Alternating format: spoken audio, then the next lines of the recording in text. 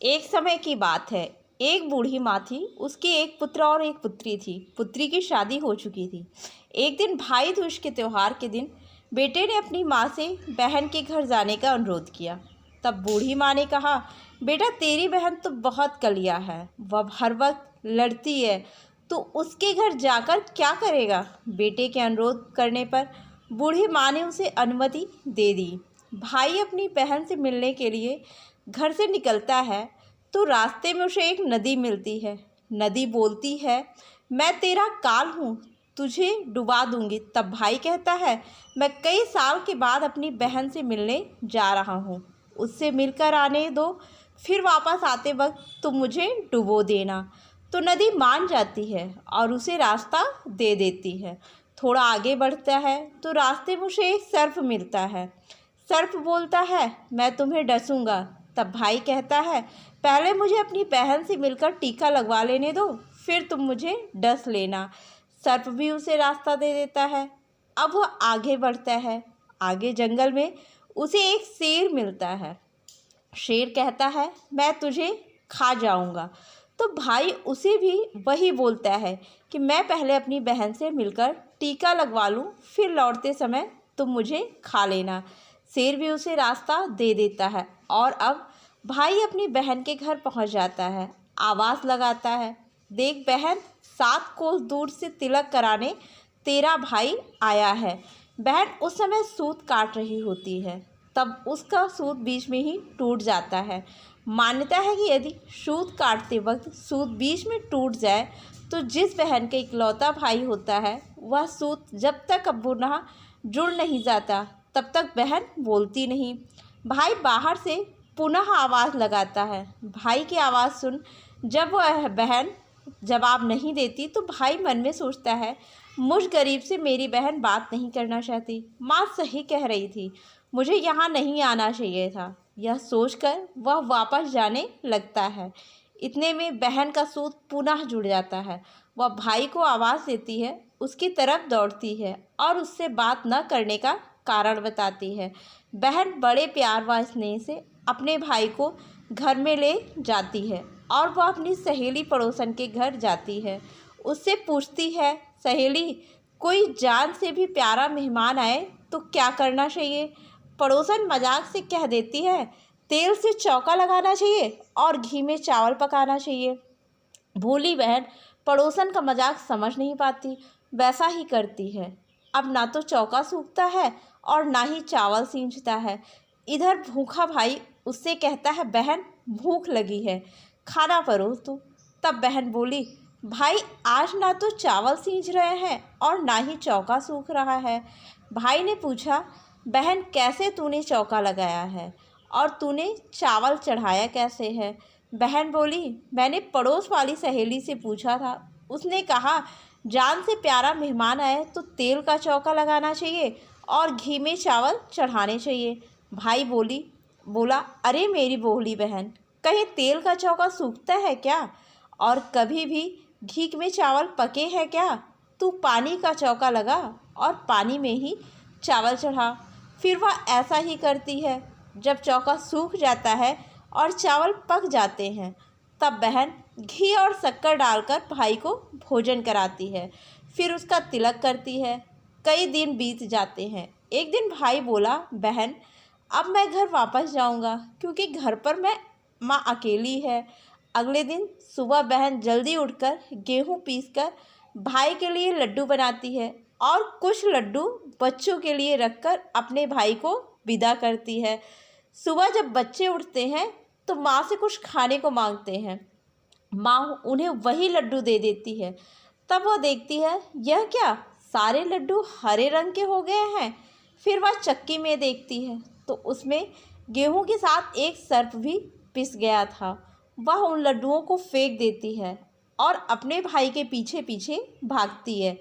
रास्ते में एक पेड़ के नीचे उसका भाई बैठा होता है। उसे देखकर भाई बोला, क्या हुआ बहन।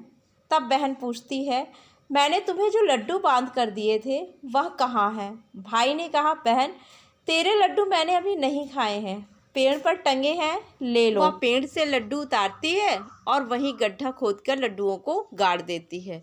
तत्पश्चात अपने भाई को सारी बात बताती है। भाई बोला, बहन तूने एक बार तो मुझे मौत से बचा लिया, लेकिन मैं पीछे कईयों को वचन देकर आया हूँ। बहन ने कहा, भाई तुम क्या कह रहे हो, मुझे कुछ समझ में नहीं आ रहा। तब भाई अपनी बहन को सारी बात बताता है। वो दोनों बैठकर वहाँ बात कर ही रहे होते हैं कि बहन भाई से पानी मांगती है। भाई बोला, थोड़ी दूर एक तालाब है, वहाँ से मैं अभी पानी लेकर आता हूँ। बहन बोली, मैं खुद जाती हूँ और पानी पीकर वापस आती हूँ। वह पानी पीने लगी। तालाब पर पहुँचती है तो देखती है वहाँ एक बुढ़िया बैठी है। वह उसके पास जाकर पूछती है, माँ तुम यहाँ क्यों बैठी हो? तब वह बुढ़िया बोलती है, मैं विधाता हूँ, एक बहन के भाई की तात गाड़ रही हूँ। जब वह पूछती है कि माता वह कौन सा भाई है, तब विधाता बोलती है एक भाई जिसके प्यार में उसकी बहन ने सर्प की हत्या कर दी। बहन सोचती है कि या तो मेरा ही भाई है। वह घबरा जाती है और विधाता से पूछती है, हे माता, उस भाई को इस श्राप से बचाने के लिए क्या करना होगा? विधाता उससे बताती है कि उसकी एक बहन है। जब वह उसे गालियां दे और उसकी शादी होने तक यदि वह हर घात को टाल देती है तो उसका भाई बच सकता है। वह तुरंत अपने भाई के पास जाकर कहती है, भाई मैं तुझे माँ के घर तक छोड़ने चलूँगी, लेकिन रुक, मैं अभी आती हूँ। और वह शेर के लिए मांस, सर्प के लिए दूध, नदी के लिए ओढ़नी लाती है। दोनों बहन भाई आगे बढ़ते हैं। रास्ते में उन्हें पहले शेर मिलता है। जैसे ही वह भाई को खाने के लिए आगे बढ़ता है, बहन उसके आगे मांस का टुकड़ा डाल देती है। शेर मांस के टुकड़े को खाने में लग जाता है और दोनों भाई बहन आगे बढ़ते हैं। कुछ दूर जाने के बाद आगे उन्हें वह सर्प मिलता है और जैसे ही सर्प उसे डसने के लिए आगे आता है, बहन सर्प के आगे दूध का प्याला रख देती है। सर्प दूध पीने लगता है और वह दोनों अब आगे चलने लगते हैं। रास्ते में उन्हें नदी मिलती है जो भाई को डुबोने की तैयारी होती है, पर बहन नदी को ओढ़नी उड़ा देती है। तत्पश्चात खुश होकर नदी रास्ता दे देती है। अब वह दोनों भाई बहन आगे बढ़ते हैं, अपने घर पहुंच जाते हैं। बेटी को देखकर माँ खुश हो जाती है, पर बहन उसी समय भाई को गाली देने लगती है। तब माँ बेटे से कहती है, इस झगड़ालू बहन को क्यों ले आया? तब भाई बोलता है, माँ बहन तो बहुत अच्छी थी, पर पता नहीं इसे आते ही क्या हो गया। थोड़े दिनों में भाई का रिश्ता आता है। तब सब कहते हैं, बहन पागल तो है पर भाग्यवान है। पर जब ससुराल वाले सगाई के लिए मिठाई लाते हैं तो बहन कहती है, इसकी मिठाई क्यों बांटते हो, पहले मेरी मिठाई बांटो। कई बड़े बुजुर्ग बोले, इसे भी भाई के साथ बैठा दो। सगाई शुरू होती है और वहाँ आग लग जाती है। बहन को तो पता ही था कि उसके भाई का घात है। उसने तुरंत ही वह आग बुझा दी।